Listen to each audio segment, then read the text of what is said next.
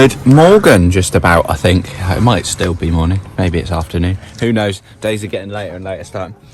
You join us in Rock, which is directly opposite Padstow. I think that's Padstow Harbour down there. If I can zoom in. I had a pasty for breakfast, had a very, very luxurious stay in the Premier in Newquay. Today's goal is to go from here up to, I think it's Polzeath or something, which is a nice short walk because Dad has lots of show to record and I'm not feeling 100%, so it's going to be a short walk today. Still making progress on the coast path regardless. Nowhere yet figured out to stay this evening, but it doesn't really matter. I'm sure we'll find somewhere, we always do. Worst case, it'll just be somewhere on the side of the road. This is literally exactly like this, although this is a bit built up, really. But anyway, we'll catch you in a minute when we're on the coast path. Very nice pasty indeed from Malcolm Barnicott in Rock. So we are officially on the coast path now, and we are going to Polzeath, which according to this sign is only 2 and a bit miles away, which for today is just perfect.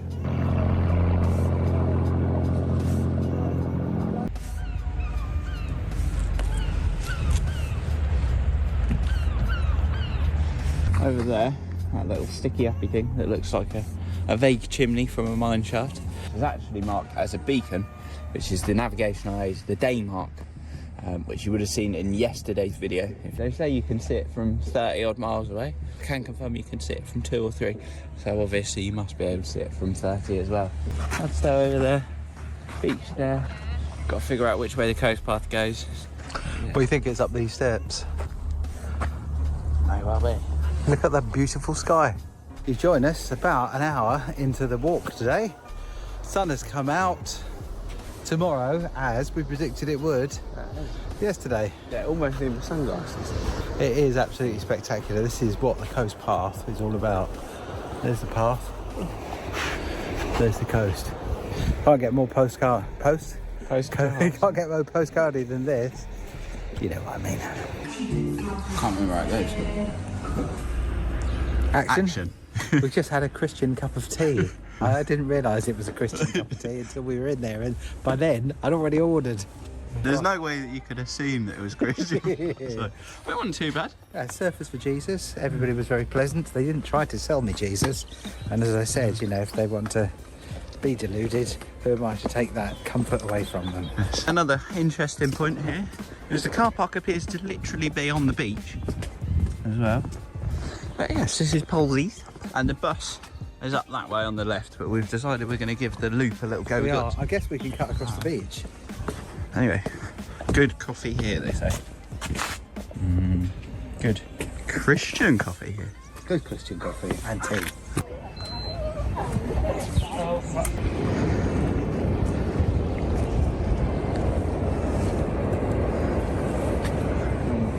What you found, Charlie? I can smell wild garlic again. I can't see it. It looks sort of like a, what's it called? Long, leafy, like sort of like grass, yeah, but stringy. But they're there not. It is down there. Oh, there it is. Okay, don't go for it though. Yeah, so I was just saying to Dad, this reminds me of our second day in Exmoor. If I remember, I'll flash up a card top right of the screen now, but I'll probably forget. But anyway, it's the second day, and there were rolling hills just like this on the steps down to the lighthouse. It was absolutely amazing. But it was midsummer, and I mean, it was a similar sort of sun, but probably maybe 10 to 15 degrees warmer. The thing is though, it's not cold. It's the 1st of February, and it's actually too warm for coats in the sunshine when the wind's not blowing. When the wind blows, it's a different kettle of fish. There in the distance, I could actually see 2 lighthouse things. This first one here is where we were yesterday. That's the day mark or something. And the one in the far distance is the lighthouse where I was explaining Fresnel lenses the other day. Ah, there we go. So that was actually our first day of walking, I think, from Polzeath to Highland Bay. So we've walked from further than that all the way to here. Quite a way. Well done us. Right, we think this is highly interesting. If you've ever wanted to have a remote control toy, this is a life-size remote control toy. Wouldn't want to get sucked into that. I reckon he's making a path up to the top somehow. Dad's decided, I don't know why, that there's a good bit he can film me from on the path over there. This is heading towards Pentireglaze Point, a particularly up and downy bit of the coast path. We've got matey boy over there in the background who I'm pointing to, cutting the new path in. We've got me here, but a little bit harder going this afternoon. I think Dad just wants to do another bit of this remote microphoneage where he then zooms out to show where we actually are. Hopefully that's all come across on video. We'll find out in post. Anyway, catch you in a bit.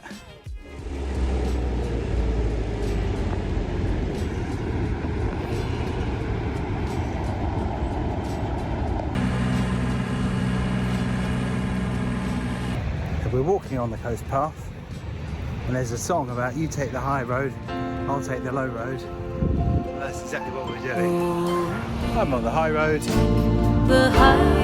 Charlie's on the low road, and we'll see which one comes out on top. You join us just past that little point over there. It's a very nice place to sit down and relax for a couple of minutes. There's a little island out there. And we're now sort of moving round to the next point. We don't go right onto the point at the next one, but we'll be there soon. We've got about another 2k on the path for today. It's about 3:30 now and the sun sets at sort of 5:10-ish. I'd say this is sort of on par with Exmoor day 2 of scenery wise. Lots of very large drops and whatnot. But yeah, stunning scenery as always on this part of the coastal path. And only 1 or 2 other people to be seen. Anyway, we'll catch you in a bit. Hello, I think we've got probably 20 minutes or so left on this utterly disgusting bit of the path, quite frankly. But we were just wondering, as we've come through this gate here, we've seen, this must be like the 4th or 5th one we've seen this trip.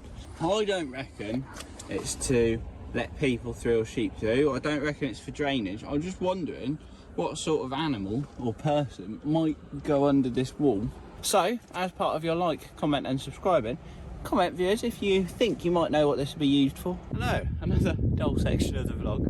We're just wondering, over here it all looks like it's been sort of mown down. And we can't, well we couldn't for a few minutes understand why.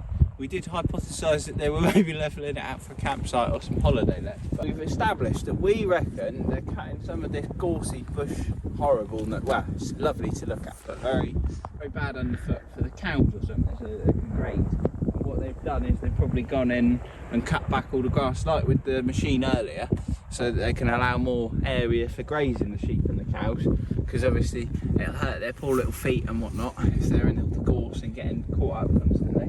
Again, like, comment, subscribe, let us know if you know what it might be for, or if you've got any better ideas.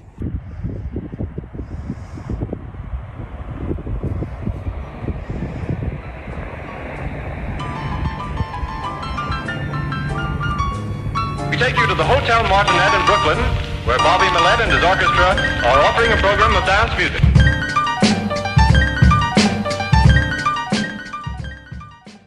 It's been the longest day ever. World's longest. We started this morning at about 11 o'clock when we left the hotel. I think that's our first issue. We walked for about 15,000 miles on my broken leg. It was only supposed to be 5 miles, but it turned into 10. Then we had to wait an hour for the bus, so we had to go to the pub. And then we had to walk another 10,000 miles. And anyway, but look at this. Charlie has been in charge of making us a fabulous camper van meal. We've got mussels and crusty bread. And at the end of a 27,000 step day. In the spirit of overcomplicating things as well, these mussels actually came pre-packaged with a pre-made sauce as well. But I decided the pre-made sauce was not good enough for us. Quite right, quite right. I've made up a nice creamy one, and they've now got a good amount of sauce with them. Have some, try a mussel, Charlie. It's just hot. By the time we got back, everything was closed apart from Lidl, so we can only do what we can do. Anyway, end of day 4. Tomorrow, Friday, chill out day, we've decided.